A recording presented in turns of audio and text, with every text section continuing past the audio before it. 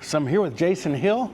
Jason's an old friend with Redial BPO. You guys, if I remember correctly, are based in San Diego and then started with operations in Tijuana, but you guys have really grown. Here we are in 2024.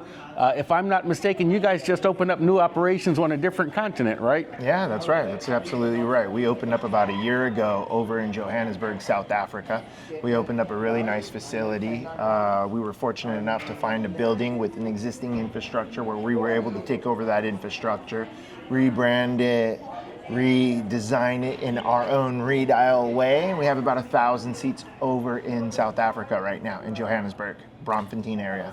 Amazing. So you guys have grown. If I remember correctly, the history, you and your brother started the company, right? That's correct. My brother, twin brother. That's super cool. And so you guys, I think I've known you for 5 or 6 years now. How old is the company? It's just about to complete our 7th year. So, okay. Yeah. So I knew you guys when you guys were just a baby. Yeah, so it's just really getting started really out cool there. to see this growth and everything like that. What were the conditions that led you guys to decide to expand specifically to Gauteng, specifically to Johannesburg, South Africa? What precipitated that move, and how did you guys end up selecting Johannesburg? Oh man, I tell you, that's such a loaded question. It's actually really great. So one of the first things that happened was, prior to COVID, I was invited by Peter Ryan Advisory and the Pibesa group to go out and check out South Africa, which was super cool. So we were on a tour of South Africa for about a week's time, met a lot of great contacts, met the people, seen some of the programs that they established in helping the community, and they were very heavily involved in impact sourcing, which is something that we're very much doing as well in our current nearshore operation. So it resonated with me really well. And then when I finally returned, COVID happened. Mm-hmm. So everything went on pause. We weren't expanding. We were just taking care of our current clients, making sure that they're operating. And those were rough waters at the time. Nobody knew what was going to happen. So we were just figuring out how to navigate those waters. And we survived, we did really well, and we actually grew in COVID, which was great, but it wasn't warranted to grow into another country. We just felt like that risk was too much at the time. But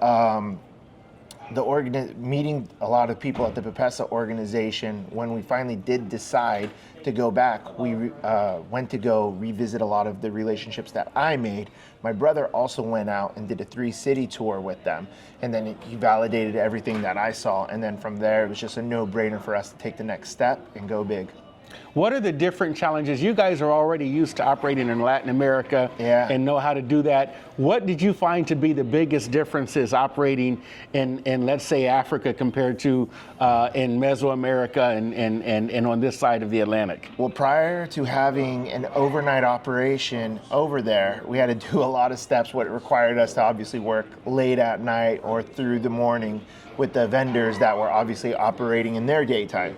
So I think that was like the only biggest thing. And then other than that, once we've squared away all the little pieces to get the operations up and running, we have a great country manager, Shona Padici, that is running our site, just like our right-hand lady out there in South Africa. And yeah, everything else is in good hands.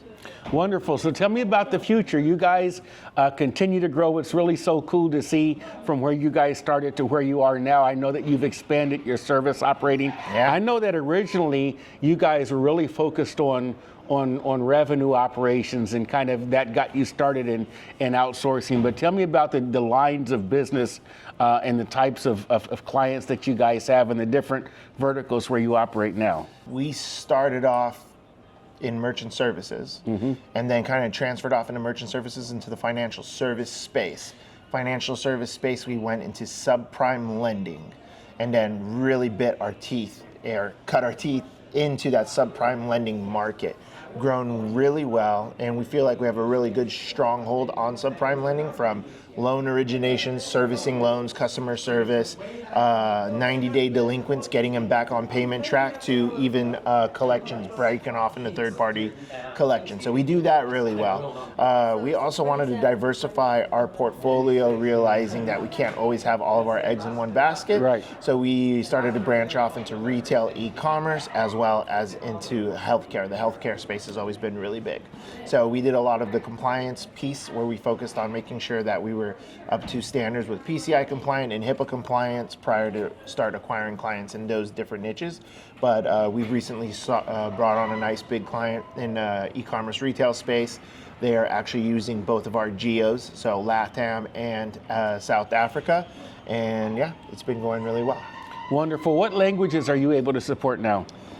Right now, so it's funny, we're actually doing an evaluation of the languages we can support, but we're currently doing English, Spanish, French, and some Dutch right now. And we're starting to evaluate more languages because there's a lot of languages in the South African region.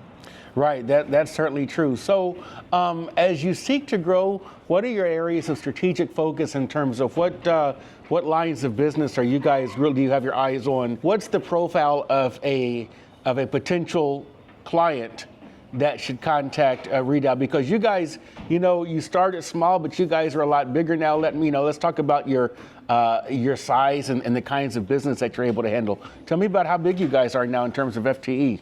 We're around 1,000 FTEs right now, but we have capacity to support 2,000. So we're about 50% occupant. So once we get to about 80%, we're already start pulling the trigger, opening up new sites for the clients. Now, a lot of the clients, we've really nailed down our onboarding phase. So what we do for onboarding, we spend about 6 weeks to onboard a client, and we try to find a perfect client that actually doesn't look at us as a vendor. We don't want to be considered a vendor. We wanted to be considered a partner. Okay. And the reason why I say that is a lot of the times I'm explaining to them that the people that we hire look at Redial as a career path, because we do a lot of internal growth, growing them through our operation into different sectors of the business. So we want clients to also see us as that. So when we're doing business with them, I'm like, don't look at us as a vendor. Treat us as a satellite operation of your existing business, because we're going to provide you the infrastructure and the people that is going to make sure that your operation is running successful, right? And that's the type of clients with that type of mindset, and then also using technology to help assist the agents to become better performers is fantastic, because we do also provide some value add technology to the clients that do onboard with us. Okay, great. What's the website? RedialBPO.com. Wonderful. You guys have a safe trip back. We're closing out here at ICMI 2024 in Orlando. And so, Jason, it's always good to catch up with you in person again. It's good catching up. Great, my friend.